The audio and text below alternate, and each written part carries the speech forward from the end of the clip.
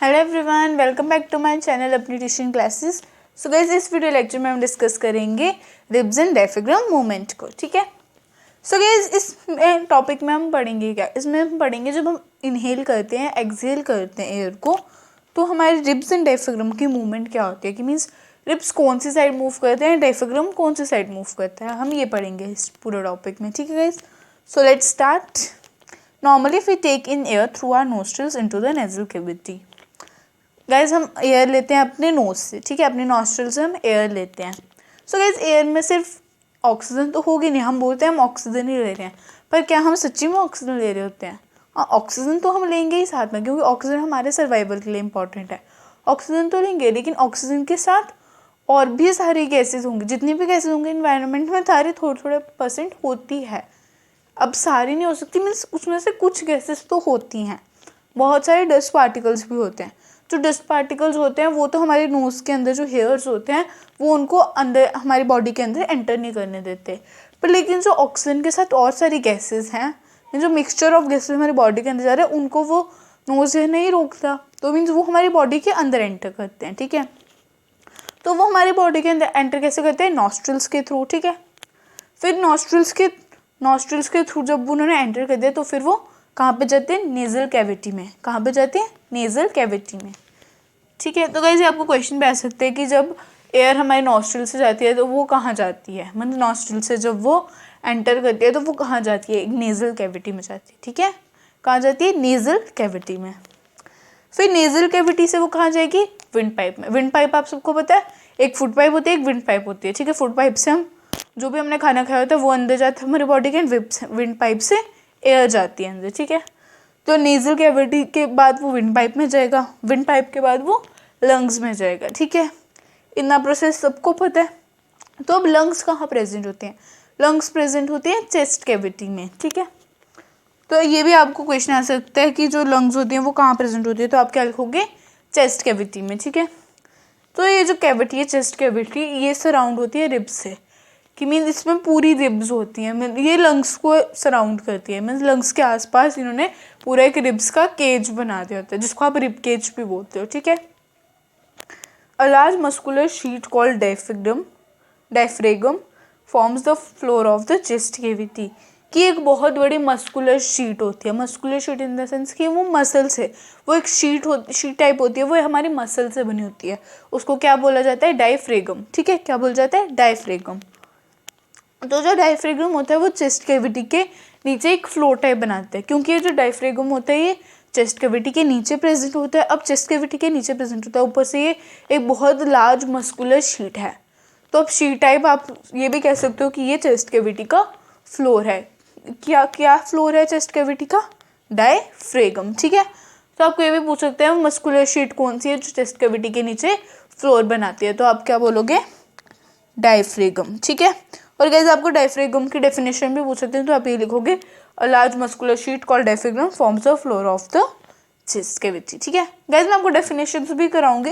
अब मैं बोल रहा हूँ अगर आपको इजी में करनी है तो आप ये भी लिख सकते हो। ठीक है, फिर गाइस अब आ जाते हैं हमारे रिब्स एंड डायफ्रेगम मूवमेंट की। जब हम इनहेल करते हैं तो हमारे रिब्स एंड डायफ्रेगम की मूवमेंट क्या होती है, और जब हम एक्सहेल करते हैं तो हमारी रिब्स एंड डायफ्रेगम की मूवमेंट क्या होती है। तो गाइस पहले आप ये नोट डाउन कर लो या फिर स्क्रीनशॉट ले लो, जो भी आप कर रहे हो, फिर उसके बाद हम इनकी मूवमेंट्स को देखते हैं। ठीक है गाइस,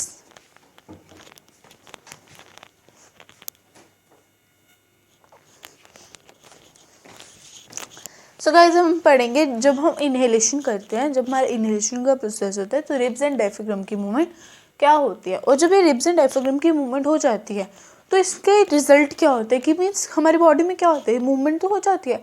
अब आपको इतना सा पता है, अगर अर्थ में एक हल्की सी मूवमेंट हो जाए तो अर्थक्वेक आता है। मीन्स अगर हमारे अर्थ के अंदर थोड़ी सी भी छोटी सी मूवमेंट हो, पूरी अर्थ हिल जाती है। ठीक है, ये आपको पता है सबको। तो वैसे अगर हमारी बॉडी में मूवमेंट हो रही है तो उसका भी तो कुछ असर हमारी बॉडी पे पड़ेगा ना, तो वो चीज़ हम देखेंगे इसमें। ठीक है, सो गाइस जब इनहेलेशन होती है तो हमारी रिब्स होती हैं वो ऊपर की तरफ मूव करती है एंड आउटवर्ड्स मूव करती हैं। आउटवर्ड्स मीन बाहर की तरफ, इनवर्ड्स मीन अंदर की तरफ। ठीक है, तो जो रिब्स होती हैं वो ऊपर की तरफ हो जाती हैं एंड आउटवर्ड्स मूव करती हैं। ठीक है, पर लेकिन जो डायफ्रेगम होता है वो नीचे की तरफ मूव करता है, ठीक है। रिब्स होती है वो ऊपर की तरफ मूव करती है एंड आउटवर्ड्स मूव करती है, पर लेकिन जो डायफ्रेगम होता है वो डाउनवर्ड्स मूव करता है, ठीक। वो डायफ्रेगम होता है जो वो डाउनवर्ड्स मूव करता है, ठीक है। फिर गाइज अब ये तो हो गया, रिब्स ऊपर की तरफ हो गई, आउटवर्ड्स मूव कर गई, जो डायफ्रेगम होता है वो डाउनवर्ड्स मूव कर गया, ठीक है। तो जो रिजल्ट है, रिजल्ट क्या होगा इस चीज़ का। अब देखो, अब ये तो इतनी मेजर मूवमेंट हो रही है, इतनी बड़ी मूवमेंट हो रही है, हमारी बॉडी पे कुछ असर तो पड़ेगा इस चीज़ का। तो क्या असर पड़ा हम वो देखते हैं, ठीक है। तो रिजल्ट है, रिजल्ट होगा the movement increases space in our chest cavity and air rushes into the lungs.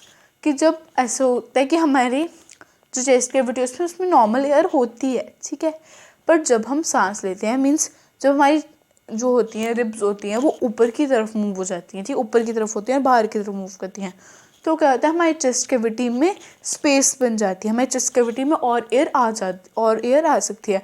तो जितनी भी एयर हमने ली होती है वो सारी उधर भाग जाती है, उधर भाग जाती है, मीन्स वो लंग्स के अंदर चल जाती है।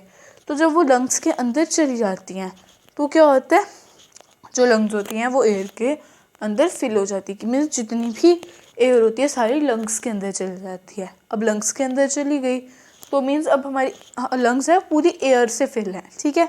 अभी क्या होगा इसके आगे वो हम पढ़ेंगे एक्सलेशन में, ठीक है। तब तक आप इसके नोट्स बना लो या स्क्रीनशॉट ले लो, फिर हम फिर से मिलते हैं एक्सलेशन के साथ, ठीक है।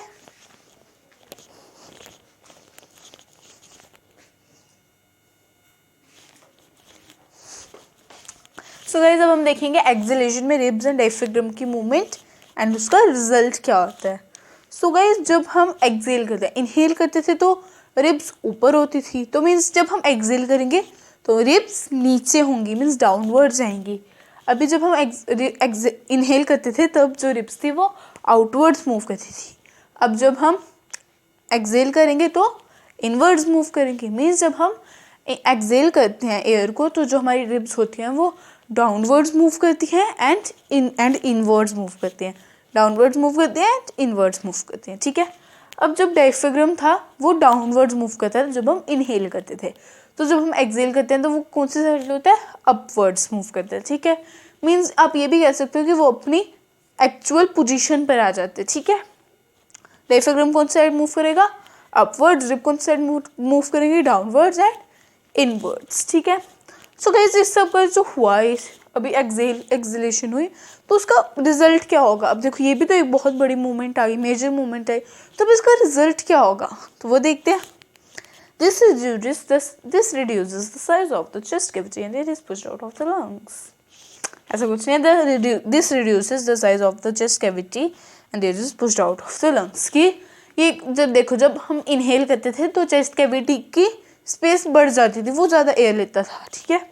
पर लेकिन जब हम एक्सेल करते हैं तो वो चेस्ट कैविटी की एयर रिड्यूस हो जाती है और एयर में जितनी भी एयर फिल हुई होती है वो सारी पुश्ड होती है, मीन्स जब उसको सबको धक्का लगता है एंड वो बाहर निकल जाती है, ठीक है। तो गाइस ये जो प्रोसेस है, ठीक है, ये कोई प्रोसेस नहीं है, रिजल्ट है, ठीक है। ये क्या चीज़ है, रिजल्ट है। बट ये हम किसके बारे में पढ़े थे अभी, इनहेलेशन या एक्सलेशन में। इनहेलेशन या एक्सलेशन में रिब्स एंड डायफ्राम की मूवमेंट क्या होती है हम ये चीज़ पढ़े थे, ठीक है। तो इनहेलेशन में रिब्स क्या होती है, अपवर्ड्स एंड आउटवर्ड्स। एक्सलेशन में ribs downwards and inwards. Diaphragm downwards and acceleration में डायफ्राम अपवर्ड्स, ठीक है। So guys I hope you like the video, that's all for this lecture. Guys सच्ची में पसंद आई ढेर सारे लाइक कर दो, चैनल को सब्सक्राइब कर दो, नोटिफिकेशन बेल को भी जरूर दबाना ताकि सारी नोटिफिकेशन टाइम पे मिले। So guys I will meet in my next video, till then take care, stay home, stay safe, bye guys. Guys आप अभी भी स्क्रीनशॉट ले सकते हो, मैं रुकी हुई हूँ, आप नोट्स बना रहे हो कंप्लीट करो उनको, स्क्रीनशॉट्स लेके रखो, जो करना करो, अभी मैं आपको टाइम देती हूँ। Bye guys.